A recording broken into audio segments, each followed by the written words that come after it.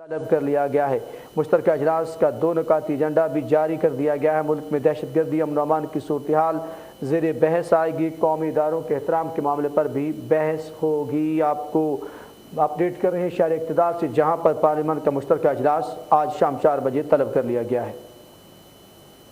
اس حوالے سے مزید تفصیلات جان لیتے ہیں۔ ہمارے ساتھ موجود ہیں ہمارے نمائندے ضمیر حسین۔ ضمیر جی، ضمیر کیا مزید تفصیلات ہیں آپ کے پاس اس اجلاس کے حوالے سے؟ آگاہ کیجیے گا۔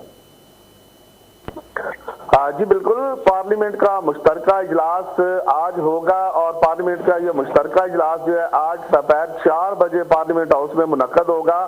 اس آج کے اجلاس میں جو ہے افواج پاکستان اور اس کی قیادت کے خلاف سوشل میڈیا پر ہرزہ سرائی کے خلاف مذمتی قرارداد جو ہے وہ آج منظور کی جائے گی اور باقاعدہ طور پر اس پر بحث کی جائے گی، اور اس کے ساتھ ساتھ آج کے اس اجلاس میں ایوان میں ملک میں دہشت گردی کی وجہ سے امن و امان کی بگڑتی ہوئی جو صورتحال ہے اس پر بحث کی جائے گی، اور اس کے ساتھ ساتھ آج کے مشترکہ اجلاس میں خارجہ پالیسی، معاشی صورتحال اور موسمیاتی تبدیلی پر جو ہے وہ بحث کی جائے گی۔ تو آج یہ خصوصی طور پر جو ہے وہ اجلاس طلب کیا گیا اور صدر مملکت ڈاکٹر عارف علوی نے اجلاس جو ہے وہ آج طلب کیا ہے۔